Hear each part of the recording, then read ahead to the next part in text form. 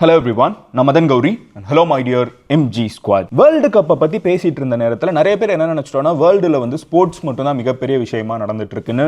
No, ஒரு மிகப்பெரிய போர் மறுபடியும் ரீஸ்டார்ட் ஆகி கண்டினியூஸா 9 days நடந்துட்டு இருக்குது. ட்ரம்ப் வந்து நாங்க நரகத்தின் கதவை திறந்து விட போறோம் அப்படின்னு சொல்லி பேசிட்டு இருக்காரு. என்ன நடந்துட்டு இருக்குதுங்கிறத தான் உங்ககிட்ட நான் டீடைலா சொல்ல போறேன். மிடில் ஈஸ்ட்ல மறுபடியும் போர் பத்தி எரிஞ்சிட்டு இருக்குது அண்ட் இது இன்னும் பெருசாகும் அப்படின்னு சொல்லி நிறைய பேர் எதிர்பார்க்கறாங்க. என்ன நடந்துட்டு இருக்குது, எதனால மறுபடியும் ரீஸ்டார்ட் ஆச்சு, இதோட எஃபெக்ட் நம்ம மேல எப்படி இருக்கும், மிடில் ஈஸ்ட்ல எப்படி இருக்குங்கிற எல்லா விஷயத்தையும் உங்ககிட்ட டீடைலா சொல்ல போறேன். பட் அது எல்லாத்தையும் நீங்க கண்டினியூஸா என்னென்ன நடந்துட்டு இருக்கு மதன் இதுல எனக்கு எல்லாமே தெளிவா தெரிஞ்சுக்கணும் அப்படின்னு நினைச்சீங்கன்னா இந்த சேனலை சப்ஸ்கிரைப் பண்ணி எம்ஜி ஸ்குவாட்ல சேருங்க. அப்போ நான் கொடுக்கக்கூடிய எல்லா முக்கியமான அப்டேட்ஸும் உங்களுக்கு கரெக்டா யூடியூப் வந்து சேர்க்கும். இப்போ முதல் விஷயத்துல இருந்தே வர ஆரம்பிச்சிரும். நம்ம எல்லாருக்கும் தெரிஞ்ச விஷயம் என்ன, இந்த போரை வந்து முடிச்சு வச்சுக்கலாம் அப்படின்னு சொல்லிட்டு ரெண்டு சைடும் பேசினாங்க. கரெக்டா 60 டேஸ்க்கு வந்து சீஸ் ஃபயர் அனௌன்ஸ் பண்ணாங்க. இந்த 60 டேஸ் சீஸ் ஃபயர்ல அக்ரிமெண்ட்ல என்ன இருந்துச்சுன்னு பாத்தீங்கன்னா ஸ்ட்ரெய்ட் ஆஃப் ஹோர்மூஸ் இருக்குல்ல, அதாவது ஈரான் வர்சஸ் அமெரிக்கா, இதுல ரெண்டு பேரும் 60 நாளுக்கு நாங்க வந்து சீஸ் ஃபயர், நாங்க வந்து தாக்குதலை நிறுத்திடுறோம், அதுக்கப்புறம் நம்ம தேவைப்பட்டா சண்டை போட்டுக்கலாம், இல்ல அமைதியா போயிடலாம். அந்த 60 நாளே கேப் எதுக்கு அப்படின்னு பாத்தீங்கன்னா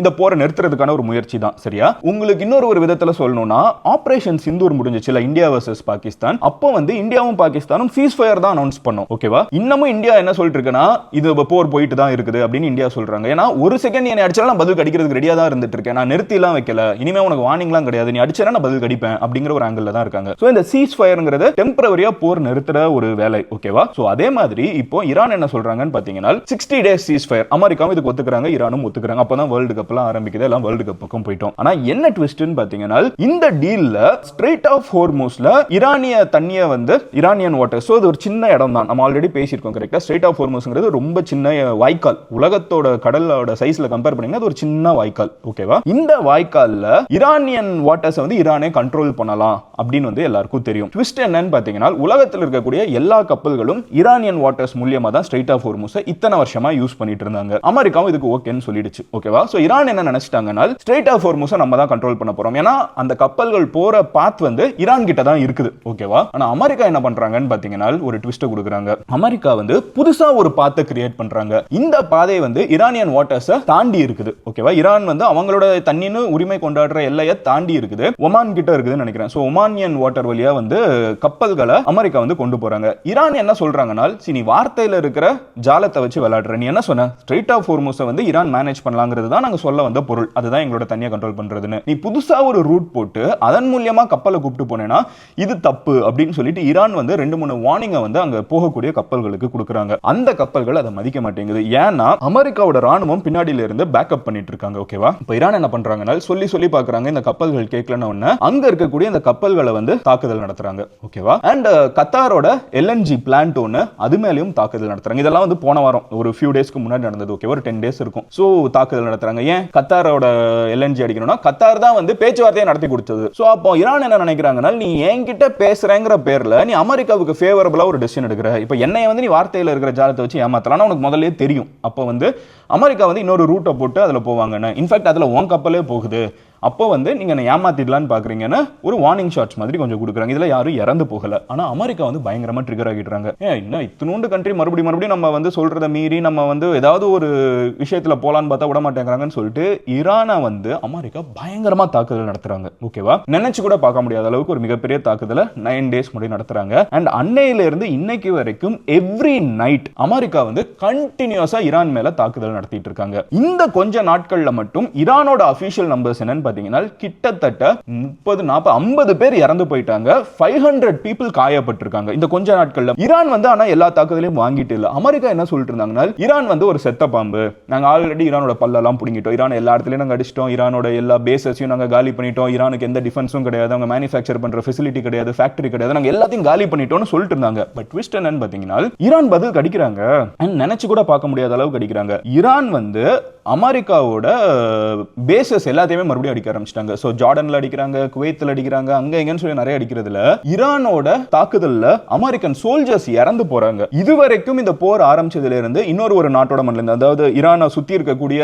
பேசஸ்ல இருக்கிற மண்ணில இருந்து இந்த எங்கெங்க பேஸ் வச்சிருக்காங்கன்னு உங்களுக்கு தெரியும். சரியா? இந்த இடங்கள்ல வந்து அமெரிக்கன் சோல்ஜர்ஸ் இறந்து போகிறது இது முதல் முறை அப்படின்னு சொல்லிட்டு அமெரிக்கா சொல்றாங்க. அண்ட் இது வந்து வேர்ல்டுல மறுபடியும் என்ன கேள்வி எழுப்புதுனால் ஈரான் வந்து ஒரு செத்த பாம்பு, ஈரானை காலி பண்ணியாச்சு அப்படின்லாம் ட்ரம்ப் சொல்றாரு. ஆனா அப்படி காலி காலியான ஈரான் வந்து அப்படி உண்மையிலே காலியா இருந்தாங்கன்னா எப்படி இவ்வளவு நாள் கழிச்சு இன்னமும் வந்து அடிச்சிட்டு இருக்க முடியும் அப்படிங்கிற ஒரு கேள்வியை உருவாக்குது. And it is a big என்ன சொல்ல ஒரு அப்செட் ஃபார் யூஎஸ் வந்து நினைச்சு பார்க்கல ஈரான் வந்து இவ்வளவு மறுபடியும் அடிப்பாங்க அப்படின்னு சொல்லிட்டு. சோ ட்ரம்ப் வந்து இதை பத்தி என்ன சொல்றாரு அப்படின்னு பாத்தீங்கன்னா, நாங்க வந்து பழி தீர்ப்போம், எங்களோட சோல்ஜர்ஸ் மேல நீ கை வச்சிட்டேன்னா நான் உன்னை விட மாட்டேன், அதுக்கு தான் வந்து அவர் சொல்றாரு நான் வந்து நரகத்தின் கதவுகளை வந்து திறந்து விட போறேன் அப்படின்னு சொல்றாங்க. இப்போ இவங்க தாக்குறதுன்னு சொல்லிட்டு ஈரான் வந்து சுத்தி இருக்கிற பேசஸ் அடிக்கிறதா இருக்கட்டும், சுத்தி இருக்கிற பேசஸ் ஈரான் அடிக்கிறதா இருக்கட்டும், இவங்க எங்க தாக்குதலை மெயினா நடத்திட்டு இருக்காங்கன்னு பாத்தீங்கன்னா ஈரானோட ஆயில் ஃபெசிலிட்டிஸ், அப்புறம் வந்து நியூக்ளியர் ஃபெசிலிட்டிஸ், அப்புறம் ஈரானோட ஆயுதங்கள் உருவாக்கக்கூடிய பவர்ஸ், இதை தான் இவங்க அடிக்கிறாங்க. ஈரான் பதிலுக்கு எங்க தாக்குதல் நடத்துறாங்கன்னு பாத்தீங்கன்னா அமெரிக்கன் பேசஸ், அப்புறம் ஏதாவது ஒரு கண்ட்ரி அவங்களுக்கு ரொம்ப குடைச்சல் கொடுத்துட்டு இருக்காங்க, வேணும்னே அமெரிக்கா சைடு நம்மளோட கூடவே பழகிட்டு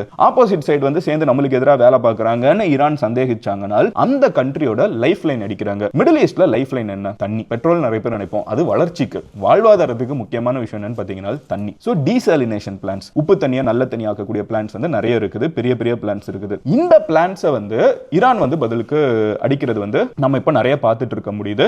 சோ இதுதான் வந்து இப்போ போர் சூழல் கண்டினியூஸா 9 days போயிட்டு இருக்குது. அபிஷியலா போட்ட சீஸ் ஃபயர் வந்து நாங்க குப்பையில போடுறோம் அப்படின்னு சொல்லிட்டு அமெரிக்காவும் சொல்லிட்டாங்க, ஈரானும் சொல்லிட்டாங்க. இதுக்கு அடுத்த ஸ்டெப் என்னன்னு பாத்தீங்கன்னா நம்ம இஸ்ரேலை கவனிக்கணும். இஸ்ரேல் என்ன பண்ணிட்டு இருக்காங்கன்னு பாத்தீங்கன்னா பேரலலா காசாவை போய் ஒவ்வொரு இடமா பிடிக்க ஆரம்பிச்சிட்டாங்க. ஆக்சுவலா இந்த மொத்த பிரச்சனையே இன்னைக்கு இவ்வளவு பெருசா நடந்துட்டு இருக்கிறதுக்கு மூல காரணம் யாருன்னு பாத்தீங்கன்னா இஸ்ரேல் தான் ஆரம்பிச்சு வச்சாங்க. அமெரிக்காவை கூப்பிட்டு வந்து ஈரான் அடின்னு ஆரம்பிச்சு வச்சதெல்லாம் இஸ்ரேல் தான். இன்ஃபேக்ட் வேர்ல்டுல ரொம்ப ஃபேமஸா பேசப்பட்ட எப்ஸ்டீன் ஃபைல்ஸ் கூட வந்து இஸ்ரேல் வந்து ட்ரம்ப் மாட்டிக்கிட்டாரு, அதை வச்சு பிளாக்மெயில் பண்ணி இஸ்ரேல் இதெல்லாம் பண்றாங்க, எப்ஸ்டீனே வந்து இஸ்ரேலோட ஆள் தான் சொல்ற அளவுக்கு கான்ஸ்பிரசி தியரிஸ் வந்து இன்டர்நெட்ல சுத்திட்டு இருந்துச்சு. பேசிக்கா இஸ்ரேல் வந்து அமெரிக்காவுக்கு சம்பந்தமே இல்லாத ஒரு போரை அமெரிக்காவை இழுத்துட்டு வந்துட்டாங்க. இப்போ இஸ்ரேல் என்ன பண்ணிருக்காங்கன்னு யோசிச்சு பாருங்களேன். இஸ்ரேல் அவங்க வீட்டுல உட்கார்ந்துட்டு இருக்காங்க. அமெரிக்கா எதுக்கு போற ஆரம்பிச்சோனே தெரியாம இப்போ சம்பந்தமே இல்லாம ஈரானோட சண்டை போட்டுட்டு இருக்காங்க. ஈரான் பதில் கிடைக்கிறதுல அமெரிக்கன் சோல்ஜர்ஸ் இறந்து போயிட்டு இருக்காங்க. அமெரிக்காவுக்கு சப்போர்ட் பண்றதுனால இந்த ஜார்டன், குவைத் இந்த மாதிரி இடங்கள்ல வந்து ஈரான் அடிச்சிட்டு இருக்காங்க. இப்போ எல்லாத்துக்கும் ஆரம்ப புள்ளியில இருந்த இஸ்ரேல் வந்து வீட்டுல இருக்காங்க.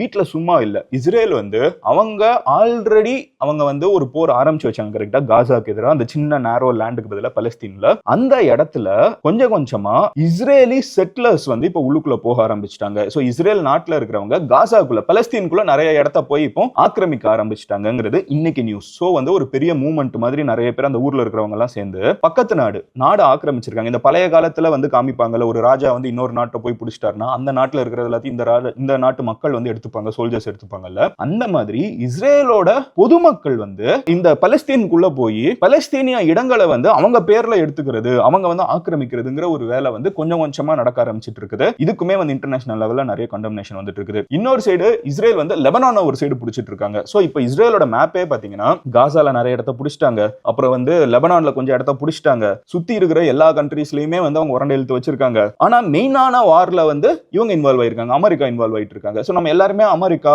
அப்புறம் ஈரான் இந்த பேரை பேசிட்டு இருக்கப்போ இஸ்ரேல் என்ன பண்ணிருக்காங்கிறத மிஸ் பண்ணிடுறோம். இஸ்ரேல் கொஞ்சம் கொஞ்சமா பலஸ்தீனிய பகுதிகளில் வந்து அவங்களோட பீப்புள் வந்து போய் ஆக்கிரமிக்கிற வேலைகளை வந்து சின்ன லெவல்ல அப்பப்போ போயிட்டு இருக்குது. இப்படி பண்ணாதீங்கன்னு 2 வார்னிங் கொடுக்குறாங்க, மறுபடியும் பிடிச்சிக்கிறாங்க, இந்த மாதிரி வேலைகள் நடந்துட்டு இருக்குது. சோ இப்போ உலக அளவுல இது என்னதான் மதம் நடந்துட்டு இருக்கு, இது எப்படி நம்மள அஃபெக்ட் பண்ணும்? That is the bigger question, right? The bigger क्वेश्चनக்கான ஆன்சர் என்னன்னு பாத்தீங்கன்னா ஈரான் வந்து அமெரிக்கா பதில் கடிச்சாங்க, அமெரிக்கா பதிலுக்கு ஈரான் அடிக்கிறாங்க. இதை நம்ம பேசிட்டே இருந்தோம் கரெக்ட்டா. இதோட எதிரொலியா என்ன ஆயிடுச்சுன்னு பாத்தீங்கன்னா ஈரான் வந்து உலகத்துல இருக்கிற எல்லா கண்ட்ரீஸ்க்கும் ஆயில் விக்கலாம் அப்படின்னு சொல்லிட்டு அந்த சீஸ் ஃபயர்ல ஒரு டீல் போட்டிருந்தாங்க. அதை வந்து கிழிச்சு குப்பை தொட்டியில போட்டாங்க. அதனால என்ன ஆயிடுச்சுன்னு பாத்தீங்கன்னா இன்டர்நேஷனல் மார்க்கெட்ல மறுபடியும் க்ரூட் ஆயிலோட விலை வந்து இன்க்ரீஸ் ஆயிடுச்சு. அதாவது உலகத்துல அதிகமா எண்ணெய் வச்சிருக்கிற ஒரு கண்ட்ரி ஈரான். ஓகே, நம்ம ஊர்ல இருக்கிற ஒரு கடையோட கம்பேர் பண்ணுவோமே, நார்மல் டே சென்னையில வந்து ஒரு நல்ல மே மாசம் எல்லா கடையிலயும் எல்லா பொருளும் இருக்கும். பிரெட் வந்து ஒரு 20 ரூபாய்க்கு விற்கிறாங்கன்னு வச்சுக்கோங்களேன், 20 rupees பிரெட். ஆனா வெள்ளம் வர்றப்ப என்ன ஆகும் பாத்தீங்கன்னா 4 கடை க்ளோஸ் பண்ணிடுவாங்க, தண்ணி உள்ள வந்துரும், ஒரே ஒரு கடை மட்டும் தான் இருப்பாங்க. அவங்க 20 ரூபாய் பிரெட் 100 rupees வச்சு விற்பாங்க. அதே தான் இங்கேயும் நடந்துட்டு இருக்குது. சோ வேர்ல்டு லெவல்ல எல்லார்கிட்டயும் ஆயில் இருக்குது. ஈரான் வந்து எல்லார்கிட்டயும் ஆயில் பிசினஸ் பண்ணலாம்னா ஈரான் தான் வந்து இருக்கிறதுலே பெரிய கடை, நம்ம ஊர்ல இருக்கிற ஒரு சூப்பர் மார்க்கெட் மாதிரி. ஓகேவா? சோ ஈரான் வந்து எல்லார்கிட்டயும் ஆயில் பிசினஸ் பண்ணலாம்னா ஆயிலோட விலை கம்மியாகுது. ஏன்னா நிறைய பேர் வந்து ஆயில் ஈஸியா வாங்க முடியும் அப்படின்னு தெரியுது. இப்போ இந்த போர் மறுபடியும் ஆரம்பிச்சு விடுறதுனால ஈரான் வந்து யார்கிட்டயும் ஆயில் விற்க கூடாது, யாரும் ஈரான் கிட்ட ஆயில் வாங்க கூடாது அப்படின்னு சொல்லி அமெரிக்கா ரூல் போடுது. அதை மீறி யாராவது வாங்கினா என்ன பண்ணுவாங்க அப்படிங்கிற ஒரு கேள்வி உங்களுக்கு இருந்துச்சுன்னா அமெரிக்கா உங்களோட பிசினஸ் பண்ணாது. அமெரிக்காவோட பிசினஸ் எல்லா கண்ட்ரிக்கும் தேவை. ஏன்னா அமெரிக்கன் பிசினஸ் இஸ் ஹியூஜ், அவங்க கிட்ட நிறைய பணம் இருக்குது, அந்த பணம் எல்லாருக்கும் தேவை. சோ அமெரிக்கன் பிசினஸ் வந்து அதை வச்சு பிளாக்மெயில் பண்ணுவாங்க, நான் உங்க கூட பிசினஸ் பண்ண மாட்டேன். அப்புறம் அமெரிக்காவோட ஃப்ரெண்ட்ஸ் நிறைய வெள்ளக்கார கண்ட்ரீஸ் இருக்குது, அவங்களும் உங்க கூட பிசினஸ் பண்ண மாட்டாங்க.